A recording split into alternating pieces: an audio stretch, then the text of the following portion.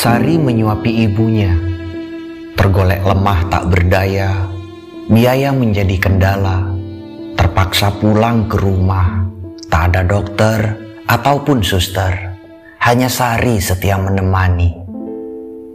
"Bu, jamunya diminum ya." Seteguk, 2 teguk, 3 teguk, habis. Begitu seterusnya. 3 kali sehari, seperti kata Pak Basri. Sudah 5 bulan Liana tak kunjung sembuh. Dokter pun geleng-geleng, tak ada obatnya.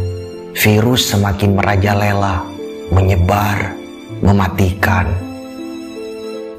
Wajahnya pucat, matanya cekung, tubuhnya susut. Hanya tinggal kulit dan tulang. "Sari, Sari, maafkan ibu ya nak. Ini dosa ibu, dosa ibu." Liana terisak, batinnya terkoyak, menjerit tanpa suara, menangis tanpa air mata. Terlalu dalam, luka akan masa lalu. Perih, merintih, seperti sakit ini. "Kenapa, Bu? Ibu salah apa?" Liana diam, bibirnya bergetar. Ia tak sanggup bercerita. Ditatapnya Sari dengan mata berkaca-kaca. Ya, dialah putri satu-satunya, benih cinta yang berdosa. Ibunya seorang pramuria, bapaknya pria hidung belang. 10 tahun yang lalu, ketika mereka bertemu, Liana dan Sardi. Usiaku masih belia meninggalkan desa tercinta, hijrah ke kota, membawa bekal seadanya.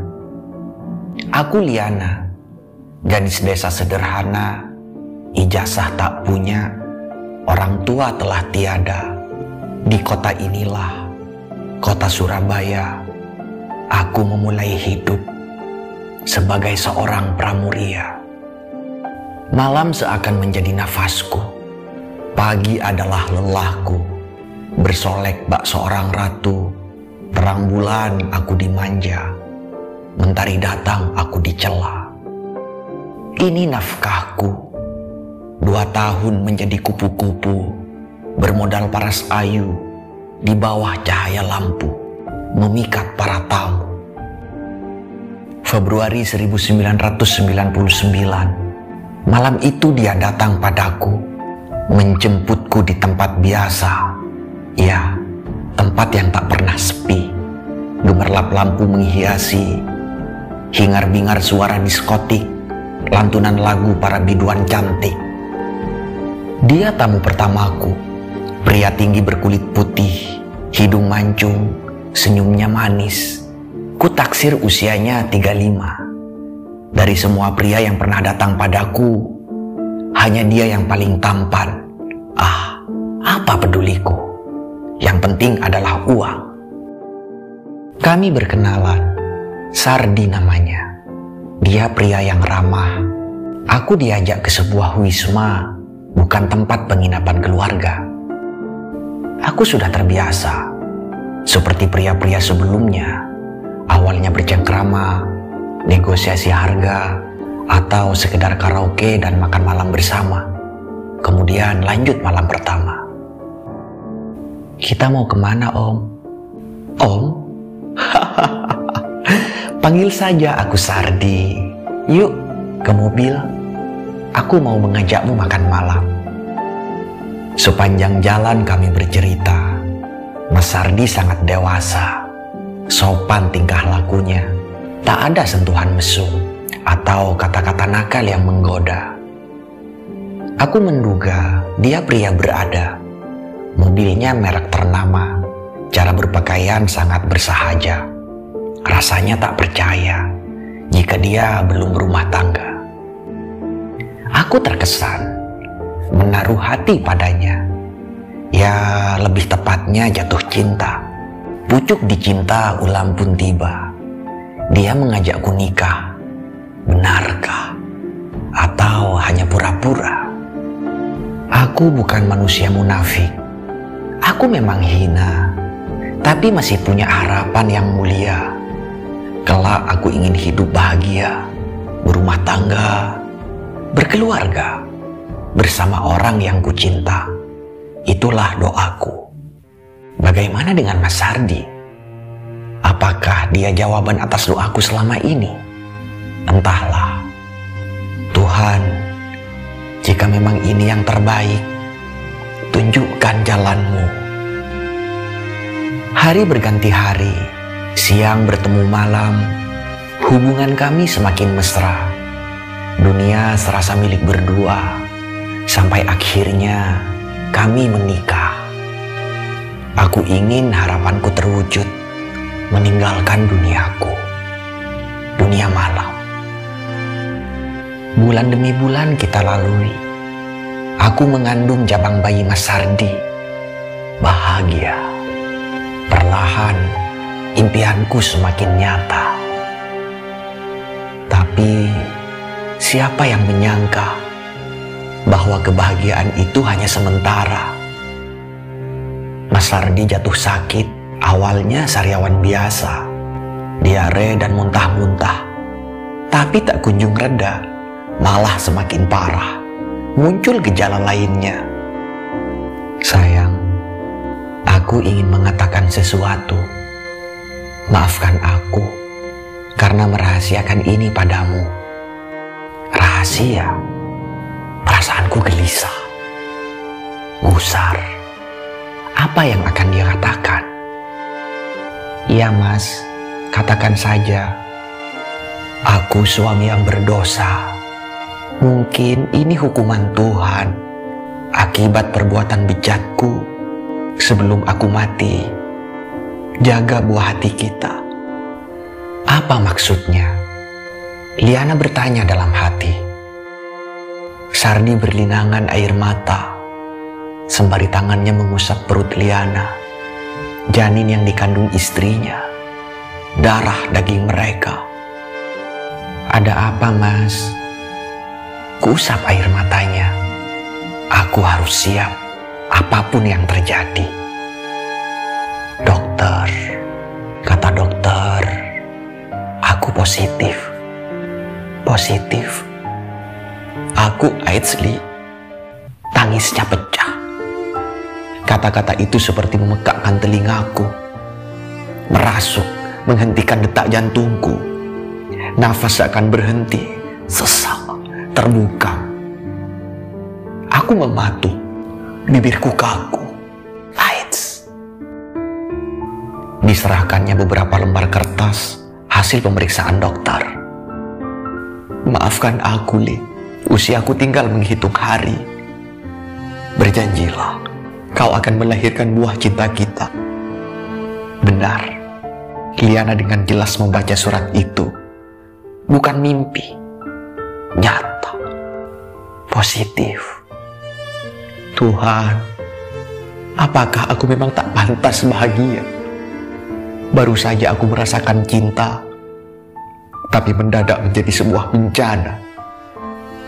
3 bulan berikutnya, Sardi menghembuskan nafas terakhirnya. Innalillahi wa inna ilaihi raji'un. Liana sendiri, suami yang dicintainya telah pergi. Bukan sementara, tapi untuk selamanya. AIDS merenggutnya, membutakan harapan, menghapus impian. Malang sekali Liana. Entah siapa yang terinfeksi, entah dari mana virus itu bermula. Mungkin saja Liana, mengingat dia pramuria, berkencan dengan berbagai pria. Atau mungkin Sardi, pria hidung belang, menghambur-hamburkan uang, memikat wanita untuk tidur bersama. Liana dan Sardi sama saja. Mereka dipertemukan karena cinta, bukan di tempat biasa, melainkan di tempat berdosa, hingga virus mendatanginya. HIV AIDS. Akibat dari perbuatannya, bebas karena kenikmatan semata. Derita Liana tak pernah berhenti. Malah ia ingin bunuh diri. Bayangkan saja, suaminya mati karena AIDS. Aib, najis. Belum lagi cibiran di mana-mana, dugaan dari tetangga buruk tertuju padanya. Mungkin Sardi tertular Liana. Dia kan pelacur. Kasihan Sardi. Bayinya pasti juga kena AIDS. Kita harus hati-hati. Jangan dekat-dekat Liana. Salah-salah kita tertular. Begitulah kata mereka. Astagfirullahaladzim. Namanya manusia. Suka mencari masalah. Menduga seenaknya. Tak ingat dosa. Tuhan, apa sebaiknya aku mati saja? Buat apa aku hidup kalau hanya sengsara? Percuma.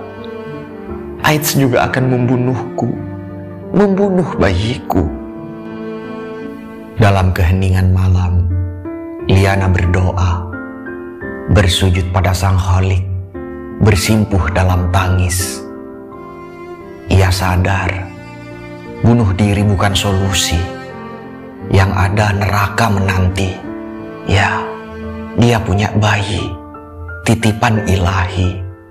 Jika ia sengaja mati, sama saja dia membunuh darah dagingnya sendiri. Ampun Tuhan, ampun. Bismillahirrahmanirrahim. Ia mengusap air matanya. Aku akan tepati janjiku, Mas. Melahirkan dan membesarkan anak kita. Sekalipun virus terus menghantui, ia takkan berani menyerangku. Ia hanya menang ketika aku lemah. Aku harus sehat, harus kuat sampai anakku lahir, berjuang sampai mati. Alhamdulillah, HIV AIDS tak menjadi kendala. Cinta Liana masih tetap menyala. 9 bulan, bayi itu lahir. Seorang putri cantik, Diana Permatasari.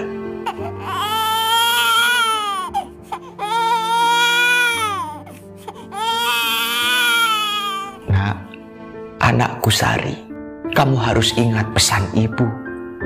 Jadilah anak yang jujur dan soleha. Iya, Bu. Sudah.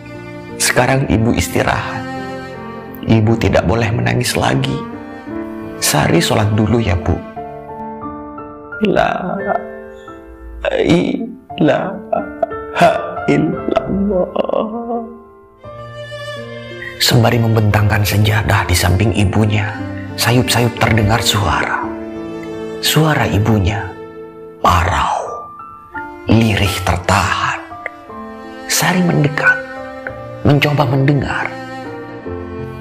Bu, ibu, Bu. Sari menepuk-nepuk lengan ibunya. Sekali lagi, 2 kali, berkali-kali. Tidak, belum. Ibu tidurkan. Hatinya seakan menghibur, berusaha membuatnya tenang. Tapi mata tak dapat ditipu. Ya Allah. Sari cemas. Ia berlari ke rumah Pak Basri. Pak Basri, Pak, Ibu. Tanpa babi Bu, Pak Basri menghampiri Liana. Dipegangnya tangan Liana. Denyut nadinya tak ada. Hembus nafasnya tak terasa. Sekali lagi, ya benar, Pak Basri tak mendengar detak jantungnya. Innalillahi wa inna ilaihi roji'un. Ibu, Ibu. Air mata pun tumpah. Sari menangis sejadinya. Ia memeluk ibunya yang tak bernyawa. Ibu, Ibu. Angin berhembus lirih, mengabarkan berita duka. Burung-burung enggan berkicau, hening dalam doa. Daun-daun tinggalkan tangkainya, tanda balasungkawa. Liana telah pergi. HIV AIDS mengakhiri. Itu sudah pasti. Dia hanyalah seorang manusia dari debu dan tanah, banting tulang mencari nafkah. Lelah, sakit, hingga HIV AIDS siap melumpuhkannya, pelan, menyakitkan. Tidak mudah hidup dengan HIV AIDS, sama seperti menyimpan bom waktu siap meledak kapan saja. Namun, Liana perempuan yang hebat, tak pernah putus asa, cintanya tak pernah padam, virus tak mampu menghalanginya. Ya, cinta bukan sekedar untuk bahagia, cinta adalah sebuah kekuatan untuk berjuang mencapai kemenangan. Memang benar adanya, kekuatan cinta itu nyata, Liana membuktikannya. Ia bertobat karena cinta dia kepada Tuhan. Ia menepati janji Sardi karena cinta seorang istri kepada suaminya. Ia melahirkan dan membesarkan Sari karena cinta seorang ibu kepada anaknya. Cerita Sardi dan Liana sudah berakhir, hilang, kembali ke pangkuannya. Tapi virus itu masih meninggalkan cerita, membuat jejak pada anak manusia, Sari, gadis kecil tak berdosa. Virus itu seakan marah. Terkalahkan oleh kekuatan cinta, ia mengalir lewat darah, meneteskan nila ke air susu, merasuk ke bayi mungil itu seperti jembatan yang menghubungkan keduanya, menyeberang dengan mudah. Dasar virus, salah apa dia? Mau kamu apakan? Hah? Sari, malang sekali nasibmu nak. Menanggung dosa bapak ibumu, menderita karena mereka. Tapi semua orang ingin tahu bagaimana akhir cerita virus itu. Dalam sebuah catatan kecil, dengan bahasa sederhana, Sari bercerita. Namaku Sari, umurku 10 tahun, bapak ibuku sudah mati. Untung ada Pak Basri, beliau sangat baik hati, anggap aku anak sendiri. Pak Basri itu tabib, ahli pengobatan tradisional. Beliau banyak bercerita tentang ibuku, tentang penyakit ibuku. Katanya tak bisa sembuh, hanya mukjizat Tuhan yang sanggup membantu. Sekarang aku mengerti kenapa teman-temanku menjauh. Bukan mereka tak mau dekat denganku, tapi ibu mereka yang melarang. Aku dikatakan virus. Virus. Aku hanya bisa nangis, memeluk ibuku, mendekapnya. Ibuku ngerti. Ia melarangku keluar rumah, tak ingin aku dihina, tak ingin aku sedih. Kadang aku murung, kecewa, tak seberuntung teman-temanku. Namun ibu satu-satunya penolongku. Ia tahu bagaimana membuatku bahagia. Cinta ibu sangat besar kepadaku. Ibu, aku kangen ibu. Aku akan selalu ingat pesan ibu. Aku akan jadi anak yang jujur dan soleha. Ayah, aku tak pernah lihat ayah. Seperti apa wajah ayahku? Meskipun mereka sudah tiada, aku masih punya Tuhan. Aku cinta Tuhan. Kata Pak Basri, Tuhan akan mempertemukan aku dengan mereka. Ya Allah, Sari, itu artinya hidupmu tinggal menghitung hari. Virus itu benar-benar keji. Tak hanya membuat orang mati, tapi juga membentuk opini, melahirkan sebuah diskriminasi. Jika Sari diberi usia dewasa, siapa yang mau bercinta dengan wanita AIDS? Siapa yang mau jadi istrinya? Jelas, ia akan kesulitan. Tidak ada laki-laki yang mau menikahi. Mungkin banyak pria yang mendekati, tapi ia harus ingat pesan ibunya. Jujur, ya jujur. Ia harus mengakui bahwa ia AIDS memang menyakitkan, tapi akan lebih sakit jika ia berbohong. Sama saja ia membunuh kekasihnya, dosa besar. Kalian, siapa saja tak terkecuali, tak sepantasnya menjauhi Sari, atau yang bernasib seperti Sari, tak selayaknya dibenci.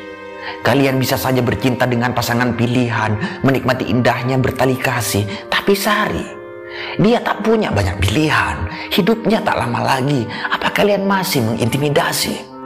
Mereka butuh disayangi, mereka harus dihargai, bukan untuk ditakuti. Viruslah yang perlu diwaspadai, patut dihindari, bukan Sari. Ingat Liana, tak banyak warga yang datang ke rumah duka, bahkan memandikan jenazah pun mereka berunding lama, saling melempar amanah, takut virus itu berpindah. Mereka pikir virus itu akan terbang ke udara, hinggap ke tubuh manusia, lantas tertular dengan mudah. Salah besar. Virus itu hanya hidup dalam darah, sperma, atau sel lainnya. Ia tak tersentuh udara. Pahami, resapi. Jangan perlakukan Sari seperti ibunya dulu. Dia anak kecil yang tak tahu apa-apa. Sekarang, virus itu masih bersemayam dalam tubuh Sari, membangun tembok penghalang, memberikan batas cinta. Kita harus peduli, jangan turut meninggikan tembok itu. Justru kita harus merobohkannya, memberi cinta pada mereka. Cinta kepada sesama bukan berarti asmara, tapi sebagai saudara. Sari belum mati. Hanya Tuhan yang berhak mengakhiri cerita ini.